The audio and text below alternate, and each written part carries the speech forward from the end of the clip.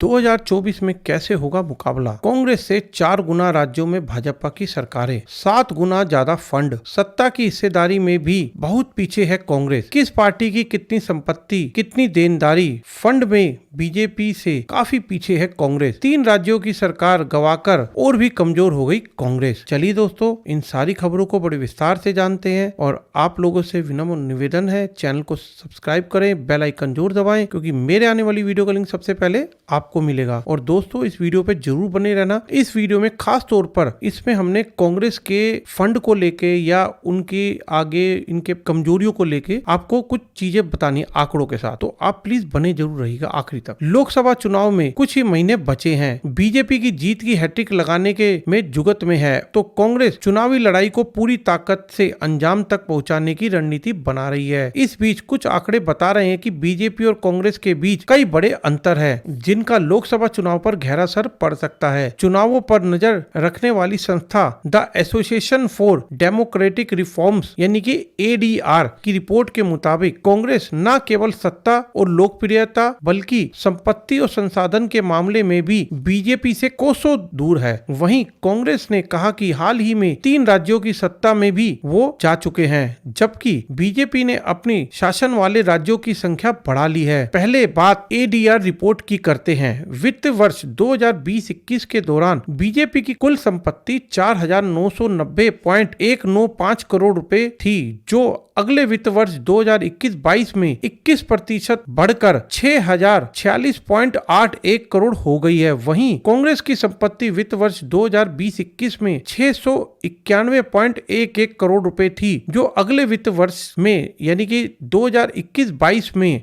16.58% ही बढ़ी है। अब उनके पास कुल संपत्ति 805 करोड़ की संपत्ति है। ADR रिपोर्ट में बताया गया है कि वित्त वर्ष 2021-22 में सबसे अधिक कांग्रेस ने 41 करोड़ की देनदारी घोषित की है, जबकि बीजेपी पर 5.17 करोड़ की देनदारी है। इस तरह वित्त वर्ष 2021-22 में बीजेपी के पास 6,041.64 करोड़ रुपए, जबकि कांग्रेस के पास 763.73 करोड़ रुपए की पूंजी है। यह एक आधिकारिक आंकड़ा है, यानी कि बीजेपी पूंजी के मामले में कांग्रेस से करीब 7 गुना आगे है। यूं तो पिछले लोकसभा चुनाव में खासा स्पष्ट हो गया है। मतदाता विधानसभा लोकसभा चुनाव में अलग अलग कसौटियों पर मतदान करते हैं। राज्यों के चुनावों में जहां स्थानीय मुद्दों पर वोट होता है, तो वहीं आम चुनाव में राष्ट्रीय मुद्दे हावी रहते हैं। यही वजह है कि जिन राज्यों में मतदाताओं ने कांग्रेस को शासन की बागडोर सौंपी है, उन्हीं राज्यों में वोटर लोकसभा चुनाव के वक्त बीजेपी के साथ चले गए हैं। फिर भी अगर मान लिया जाए कि राज्य में सरकार होने का लोकसभा चुनाव पर तनिक भी असर होता है, तो इस मामले में भी कांग्रेस बीजेपी के कोसों पीछे है। बीजेपी अपने दम पर 11 राज्यों में सरकार चला रही है, जबकि 12वें प्रदेश हरियाणा में उसकी गठबंधन सरकार है, लेकिन मुख्यमंत्री पद उसी के पास हिस्से में है। वहीं 4 अन्य राज्यों में बीजेपी सरकार में शामिल है। दूसरी तरफ कांग्रेस के सिर्फ 3 राज्यों में अपनी मुख्यमंत्री हैं, जबकि 3 अन्य राज्यों की सरकारों में वे गठबंधन साथी के रूप में शामिल है।